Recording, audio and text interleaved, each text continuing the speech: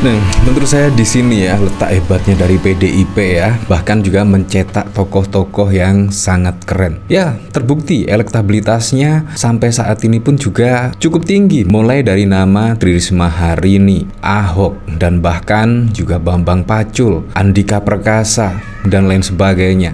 Disitulah menurut saya meritokrasi yang dilakukan oleh PDIP sangat sukses sekali. Nah, dari sini cukup mengejutkan ya, yaitu strategi dari PDIP ya setidaknya akan maju di Pilkada DKI Jakarta, Jawa Tengah, dan bahkan juga Jawa Timur. Bahkan kalau kita lihat dari elektabilitas dari kader PDIP, yaitu Tri Risma Harini, ya menurut saya hampir menyaingi petahana Khofifah Indar Parawansa. Kalau kita ketahui dari hasil survei Litbang Kompas, petahana di situ Khofifah mendapatkan di angka 26% dan Tri Risma Harini mendapatkan 13,5%. Bayangkan, padahal juga belum dideklarasikan oleh PDIP, tetapi elektabilitasnya cukup mentereng. Nah, 26 di 13%, yang tidak memilih juga cukup banyak. Artinya, Risma Harini bisa menggeser ketika besok dideklarasikan oleh PDIP sebagai cagup di Jawa Timur. Ya, semuanya bisa terjadi karena belum dideklarasikan saja elektabilitasnya juga cukup mentereng dari hasil survei Litbang Kompas. Begitu juga nama Ahok. Walaupun belum dideklarasikan juga sudah mendapatkan elektabilitas di angka 20%. Bayangkan kalau sudah dideklarasikan, berkampanye dan lain-lain, pasti juga akan ya setidaknya mengimbangi nama Anies Baswedan. Bahkan kalau kita lihat dari sini, elektabilitas Bambang Pacul juga cukup mentereng ya. Nah, di sini dari inilah.com, survei indikator politik tempatkan elektabilitas Bambang Pacul di atas Kaisang. Wow. Nah, berdasarkan hasil survei indikator politik Indonesia IP yang berjudul Siapa Kuat di Jawa Tengah, dinamika elektoral jelang pilkada, elektabilitas Bambang Pacul Wuryanto di atas Kaisang Pangarep, bahkan juga di atas Kaisang. Di sini sungguh mengejutkan sekali ya. Dalam survei yang dilakukan sejak 10 hingga 17 Juni 2024, para tokoh bergantian menduduki posisi tertinggi. Meski nama Bambang Pacul selalu meraih yang pertama sebagai bakal calon dari PDI Perjuangan, survei tersebut dilakukan menggunakan metode random sampling kepada 800 responden dari seluruh kabupaten kota di Jawa Tengah dengan wawancara tatap muka. Pendiri Indikator Politik Indonesia, Burhanuddin Muhtadi, mengatakan dalam simulasi terbuka top of mind tidak ada satupun tokoh politik yang meraih elektabilitas dominan. Dirinya menyebut bahwa nama Yassin hanya mendapatkan 4,3%, sedangkan Bambang Pacul Wuryanto meraih 4,1%. Sedangkan Kaisang sendiri acap disebutkan dalam berbagai survei dalam simulasi terbuka meraih elektabilitas di bawah Bambang Pacul hanya sekitar 4%.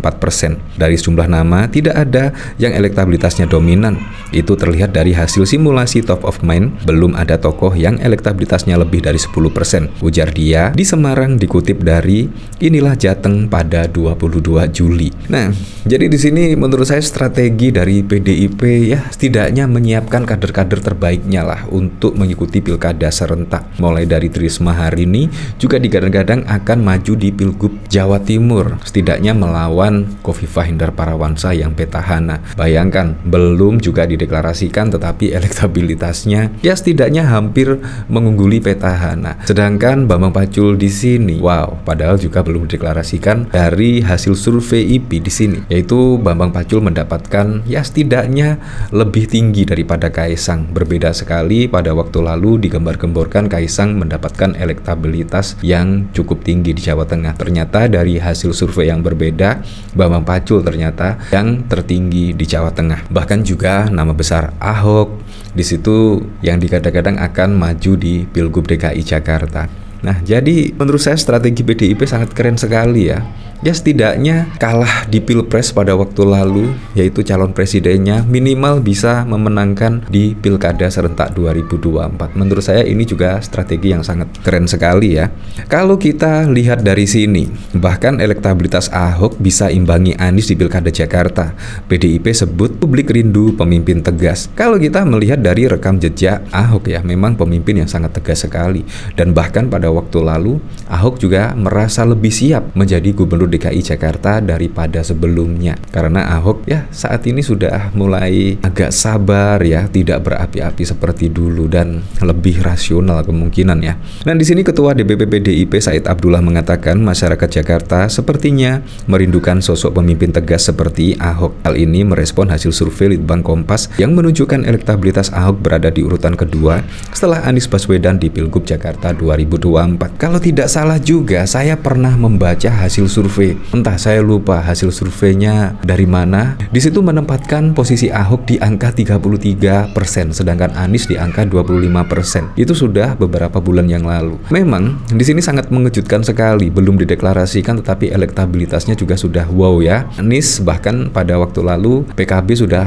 mendeklarasikan Anies Baswedan sebagai calon gubernur. Inilah yang cukup seru sekali ya. Bisa jadi pada Pilgub DKI Jakarta Anies bisa ketemu Ahok. Wah, mengingatkan kita ya pada Pilkada tahun 2017 yang lalu ya. Sepertinya ada kerinduan publik Jakarta pada tipe pemimpin yang punya ketegasan, kata Said saat dihubungi pada 19 Juli. Said meyakini elektabilitas Ahok yang menyaingi Anies di Pilgub Jakarta adalah bentuk keinginan masyarakat. Kami sebagai sejawat Ahok di PDIP merasa memang Ahok layak memperoleh hasil elektabilitas tersebut, ujarnya. Apalagi kata dia, selama memimpin DKI Jakarta, Ahok telah membuat kebijakan yang bermanfaat untuk masyarakat. Bagaimana dia bekerja dengan sangat baik, terlebih dia punya integritas yang saya kira semua masyarakat sangat mengerti itu, ucap Said. Karenanya Said menyebut bahwa rekam jejak tersebut yang menyebabkan namanya Ahok kembali muncul. Ya memang, menurut saya juga masyarakat pasti akan memilih sosok pemimpin yang terbukti